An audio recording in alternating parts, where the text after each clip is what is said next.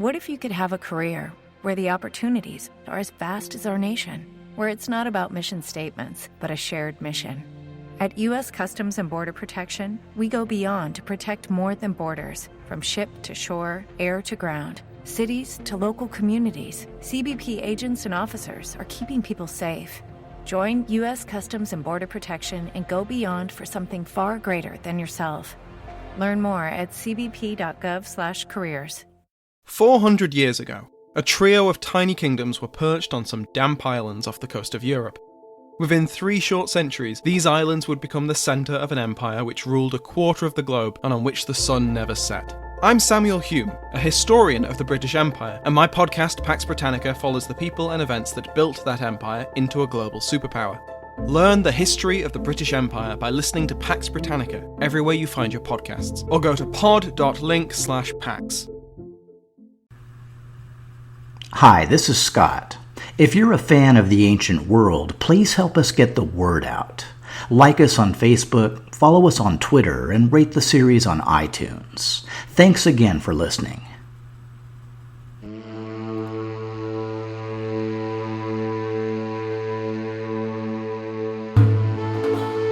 The Ancient World Bloodline. Episode B23, Parthicus.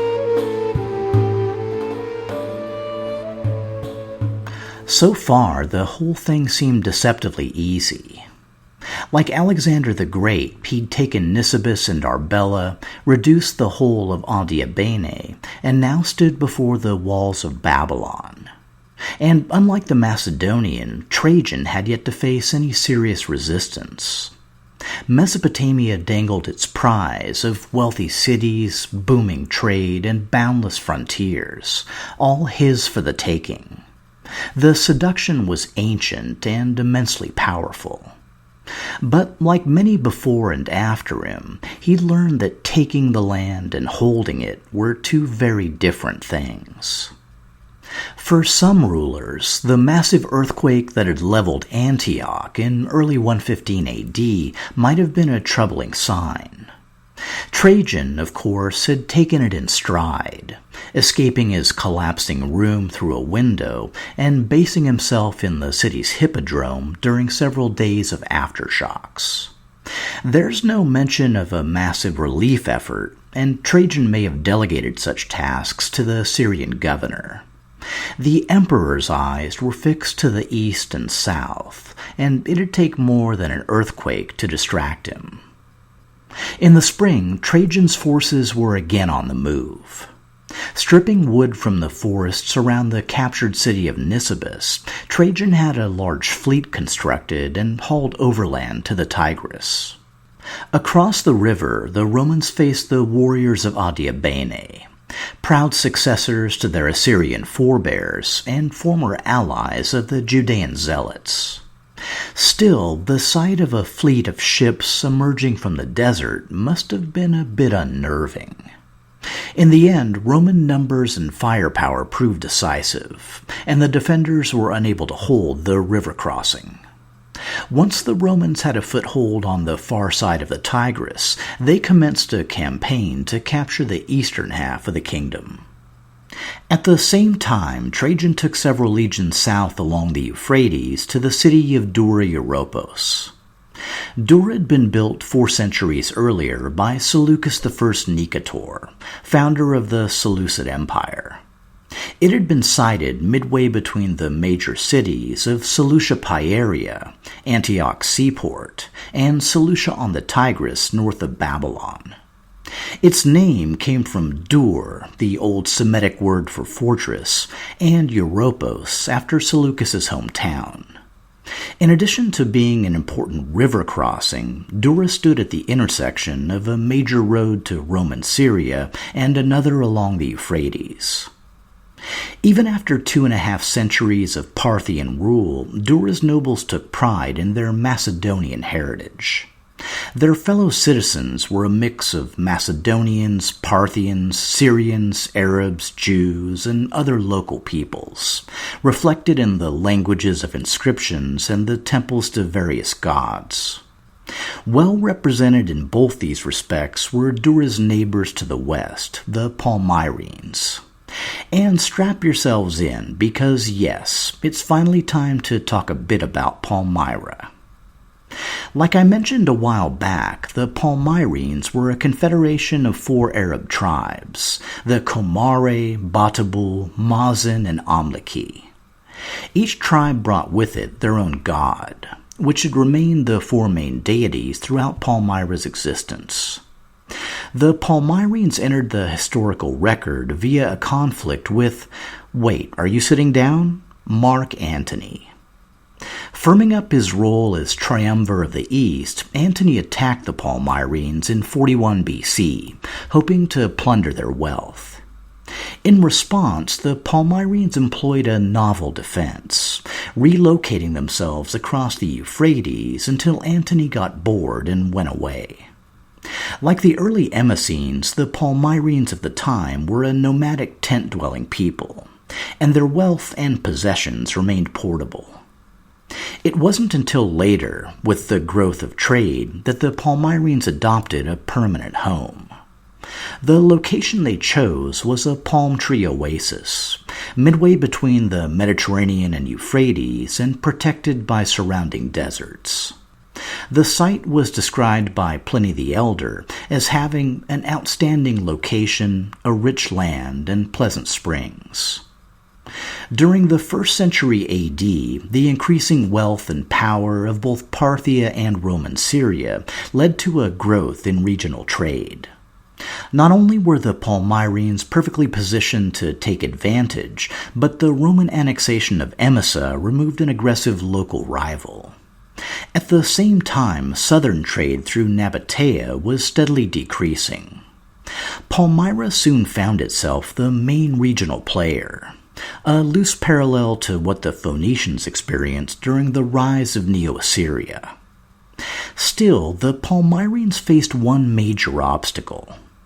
As archaeologist and historian Warwick Ball points out, the main Palmyrene trade route, running from Hit on the Euphrates through Palmyra to the minor Mediterranean port of Aradus, was hardly optimal. If you look at a map, like, say, the ones I posted for this episode, you're crossing a lot of open desert, when instead you could just go farther up the Euphrates and have a short overland trip straight to the major city of Antioch. Which means, to give them their full due, the Palmyrenes basically created their own trade route, through a mix of efficient logistics and military strength. In the former respect, Palmyrene merchants established a strong presence all down the length of the Euphrates, from Dura Europos in the north, down through Hit, Babylon, Vologaseus, and finally the Gulf port of Charax. And they used this vast network to facilitate the transport of goods. In the latter respect, the Palmyrenes maintained a strong standing army, strong enough to deter bandits, and strong enough to dissuade merchants from considering other trade routes. Because, it'd be a real shame if anything happened to that nice caravan of yours. As historian Benjamin Isaac lays out, the responsibility for the safety of caravans on their trip through the desert and beyond was accepted by individual Palmyrenes, who often accompanied the caravans in person. They had the knowledge, the connections, and the means to protect the caravans against raiders. A number of inscriptions thank them for their help in times of danger. Larger caravans were financed by groups of merchants or even by the whole city. The combination of trading outposts, deals with nomads for safe passage, and military force when things went awry gave the Palmyrenes a winning edge, and soon they were raking in the benefits. In another parallel with the Phoenicians, and Carthage in particular, Palmyra was ruled by a council of elders, a mix of wealthy merchants and tribal leaders. It's uncertain when Palmyra became subject to Rome, sometime between the reigns of Vespasian and Trajan, and possibly at the same time as Nabatea. But again, like Phoenicia under the Assyrians, it was imperial control in the loosest of forms. Like Nabatea, the Palmyrene were allowed to retain their own army, possibly even under their own officers. In fact, Trajan had raised a levy of Palmyrene archers to support his current campaign. Speaking of which, after investing Dura with said Palmyrene archers and erecting a triumphal arch, Trajan continued down the Euphrates to the ancient capital of Babylon. The city had certainly seen better days. Its last hurrah as an imperial capital had come under Alexander the Great. Shortly after his death, Babylon had been forcibly depopulated, and its citizens relocated to the new Seleucid capital of Seleucia on the Tigris. Around 140 BC, the great Parthian king Mithridates incorporated Babylon into his growing empire, and it had remained a Parthian possession ever since. Cassius Dio dismisses Babylon as merely mounds of stones and ruins, but it likely retains some elements of its former glory. Either way, Trajan had reached the mid-Euphrates without facing much resistance, and he could be forgiven for thinking the Parthians might be off somewhere on vacation. In reality, King Osroes had adopted a Fabian strategy of tracking the Roman army without offering battle.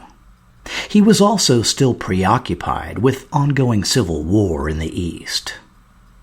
After wintering in the region, Trajan began 116 AD with a push north against the twin cities of Seleucia on the Tigris and Ctesiphon. The cities had an interesting joint history. King Mithridates of Parthia had captured Seleucia around 140 BC. To avoid imposing on its largely Macedonian citizens, he'd founded a new city of Ctesiphon, just across the Tigris, as a military camp and Parthian winter capital.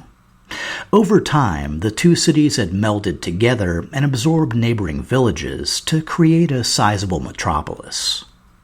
Again, Trajan managed to seize both Seleucia and Ctesiphon with barely a fight, which was kind of a big deal, since Ctesiphon was a Parthian capital. But, of course, unlike the Romans, Parthia had more than one capital, and could always re-entrench further east. Trajan's next drive was south along the Tigris to the Persian Gulf. And if there was an economic motive behind the invasion, it might be found here.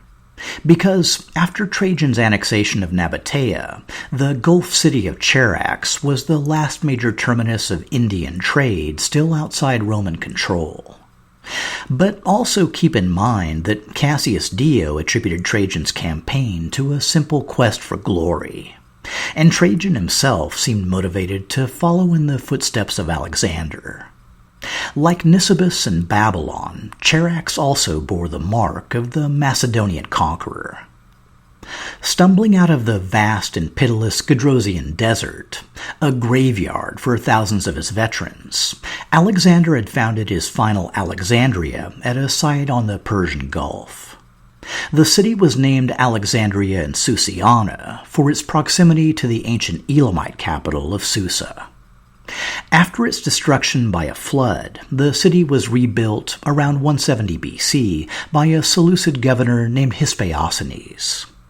A few decades later, with Seleucid power waning, Hyspaosines declared the region independent and renamed the city Charax of Hyspaosines, Charax being the Greek word for a palisaded fort. Over time, this had morphed into its current name of Charax Spasinu. The surrounding kingdom, known as Characina or Messina, remained quasi-independent, and its king Athembelus welcomed the Romans. It was here that Trajan observed a merchant ship sailing off to India and lamented that I should certainly have crossed over to the Indi if I were still young.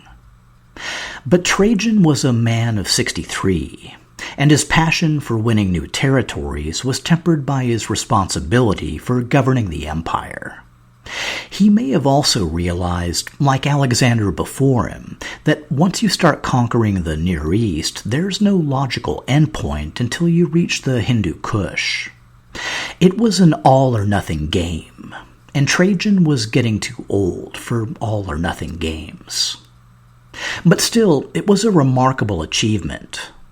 Trajan was the first Roman emperor, the first ruler period, and possibly even the first human to have stood on the shores of both the Atlantic Ocean and the Persian Gulf. And he was certainly the first to claim dominion over all territories in between. His dispatch to Rome to that effect prompted a response that he was welcome to celebrate a triumph for as many nations as he wanted. Just, fill in the blanks on the triumph form. But like Germanicus in southern Egypt or Alexander in India, the far point of Trajan's journey would also be the high point. Even as he lingered in Charax, Trajan's Near Eastern conquests were being undone. One by one, the Roman garrisons he'd spread like breadcrumbs along his path were being attacked, driven out, and slaughtered. Unaware of the danger, Trajan remained on the attack, dispatching Roman forces to capture nearby Susa. But when the emperor returned to Babylon, to sacrifice to Alexander's spirit in the chamber where he died, he was inundated with a tidal wave of bad news. Most major cities the Romans had taken, Ctesiphon, Seleucia on the Tigris, Nisibis, even the Osroene capital of Edessa, had erupted in revolt. At least one cause was the unwelcome burden of Roman administration. In the wake of his conquests, Trajan had reorganized his possessions into 3 new Roman provinces: Armenia, Assyria, and Mesopotamia. Of course, provincialization meant new laws, obligations, taxes, and duties, pretty much angering everyone from local elites on down. It also emerged that some northern revolts were sparked by local Jews. Half a century since the Jewish revolt and destruction of Jerusalem, many Jews, unsurprisingly, still burned with hatred for the Romans. Their anger was only exacerbated by punitive measures, like a tax on Judaism, enacted in the wake of the revolt. In conjunction with the uprisings, the Parthians had finally recovered their backbone. A sizable army, led by Mithridates IV, the brother of King Osroes, and his son Sennacherib II, had returned to take back Ctesiphon. Trajan dispatched 2 commanders to put down the northern rebellions, and 2 others against the Parthians. One northern general was killed in action, but the other, Trajan's old friend Lucius Coietus, was able to reconquer Nisibis and burn Edessa to the ground, putting an end to the reign of King Abgar VII. Meanwhile, the 2 other commanders defeated the Parthian army, recaptured Ctesiphon, and put Seleucia on the Tigris to the torch. Increasingly eager to declare victory and return home, Trajan decided to settle the Parthian problem the old-fashioned way. One of Osroes' sons, a prince named Parthamospates, had been living in Roman exile. Trajan hauled him out, dusted him off, and introduced him to the Parthians as their new king. He was received with, I'm going to say, polite applause and a sea of tight-lipped smiles. Trajan had barely installed his client before he met the other half of the Parthian Civil War. Vologases III, effective king of the Parthian East, arrived with a large force of Parthians and Scythians and threatened further conflict. In an uncharacteristic move, Trajan offered Vologases rule over Armenia as a Roman client king. Vologases accepted the offer, and the new King Vologases of Armenia would remain in power for the next 27 years. Why had Trajan made the offer? Dio doesn't say, and it's hard to speculate. Maybe his early victories had given him a false sense of security, and it was finally dawning on him just how difficult it might be to rule the Near East from Rome. But if Trajan's capitulation to Vologases was strange, his next move was even stranger. For some reason, he became obsessed with capturing the fortress city of Hatra. Hatra was a Seleucid-era caravan city lying on a trade route between Ctesiphon and Nisibis. It was also known for its massive temple complex to the Mesopotamian sun god Shamash, which kind of makes sense, because sunlight was about the only resource available in the region. Cassius Dio refers to Hatra as being neither large nor prosperous. The surrounding country is mostly desert and holds neither timber nor plants nor water, save a small amount, poor in quality. There's nothing in the brochure about great views, good schools, or a walkable downtown, but still it refused to surrender to the Romans, and Trajan couldn't let that go. He sent horsemen against its formidable walls, but they were easily thrown back. Trajan even removed his imperial regalia and joined in a cavalry charge. But the defenders recognized him by his gray hair and shot arrows in his direction, killing the man by his side and nearly wounding the emperor. The ensuing siege was characterized by a brutally hot sun, a virtual plague of flies, and a lack of local supplies.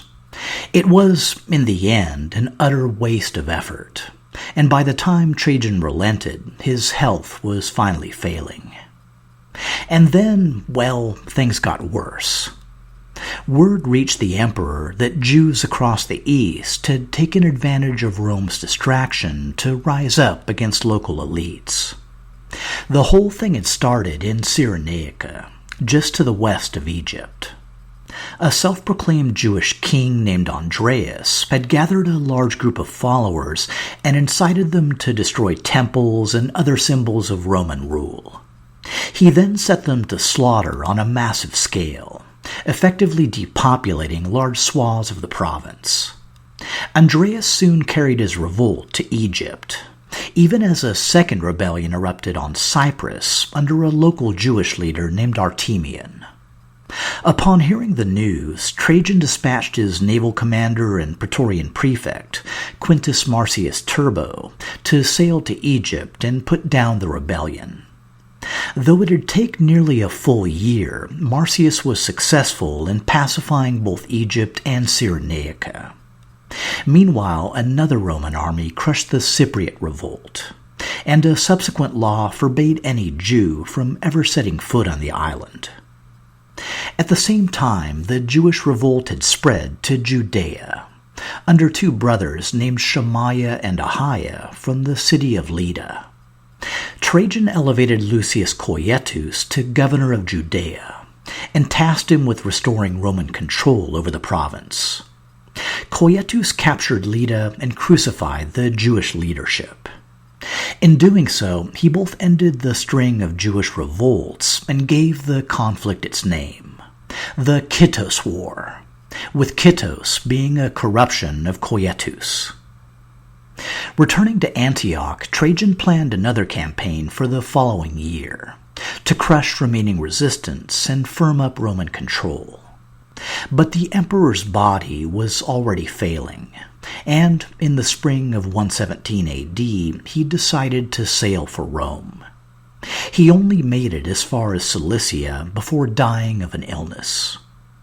Under dubious circumstances, his cousin Hadrian, the current governor of Syria, was declared to have been his adopted son and elevated to Roman emperor. After securing the support of the legions, Hadrian quickly turned his attention to Lucius Coietus. All things considered, the former prince, governor, senator, general, and close confidant of Trajan was simply too popular a figure to remain in play.